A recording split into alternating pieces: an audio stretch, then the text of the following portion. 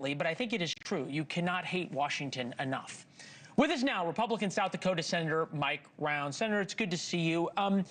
Would you agree with Democrats that there has to be some kind of extension at some point to the subsidies for Obamacare, for the Affordable Care Act, in order to keep premiums, prices from just skyrocketing? Look, first of all, thanks for the opportunity to respond. A shutdown is not good for anybody. We started talking about the fact that this was going to be a problem back in September. And the message that we had for them was we have to fix health care in America. And that recognizes that it's going to take a lot more time than what a person might think. It's not a matter of just putting $35 billion back into the same thing, in which the prices are going up at over 7% a year. So the message that we've got is we want to fix it, and we'll work with our Democrat colleagues to do so. We've committed to do that. But right now, just in the last year, we've already had fraud cases come on. There are criminal indictments about the way that there's been marketing on these particular products.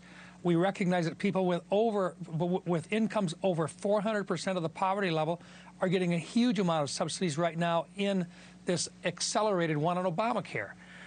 These can't go on. And so we want to work on it. We'll work with our Democrat colleagues, but we're going to try to reduce the cost of health care in America, not just throw $35 billion into it and say, make a deal later. Okay, so what I'm hearing, so basically what I'm hearing is you are willing to negotiate, but not during the shutdown.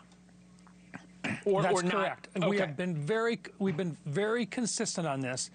End the shutdown, and we will go right to work on this and the rest of the appropriation bills. You understand, though, why Democrats would say... This is not good for the American public. No, it's not, but you understand why Democrats would say, if we're going to get rolled by Republicans if we don't have some kind of leverage, and the shutdown is the only thing we have, right? Wait a minute. We're in this for the American people. We want lower-priced health care. We recognize how important that is to the American public. We have been saying for years that Obamacare has not been a good choice for America, and we have to fix it. Now, we know they don't want to repeal and replace. Let's forget about that, and let's talk about how we make health care affordable for Americans. And look, this is for our people, too. We need these people that have no place else to go to have a place to buy their health insurance.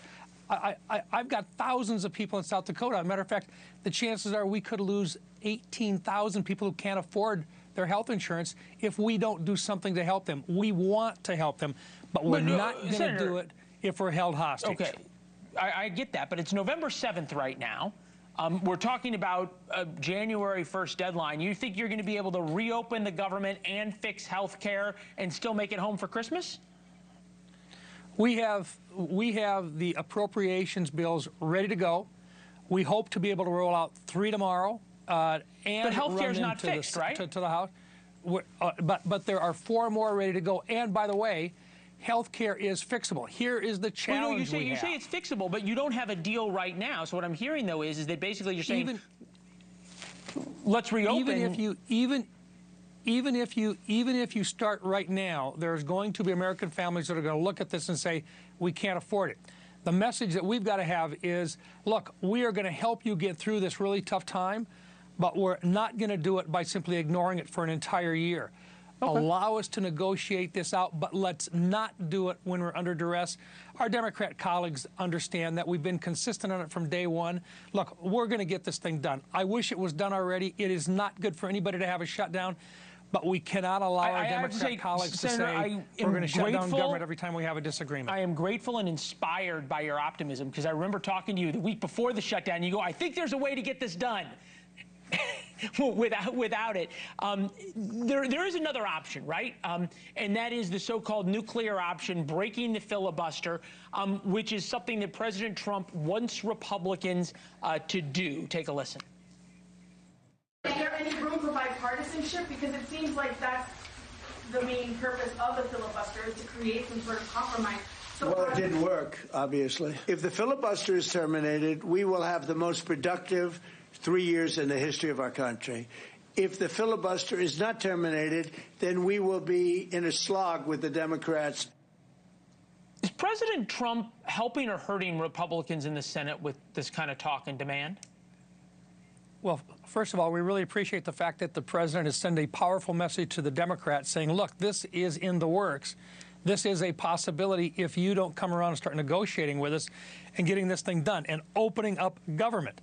Do you have a deadline in mind? In the United States Senate, we are united on the Republican side, okay, and the votes are not there to do this. And the reason for that is, look, if it goes back to a 50-50, the first thing our Democrat colleagues will do when they come back in is create two more Democrat senators in D.C. and 2 more in Puerto Rico before anything else happens. And that has not happened in the past because the Democrats have recognized that the filibuster is also important, even though sometimes they'll threaten to take it away as well.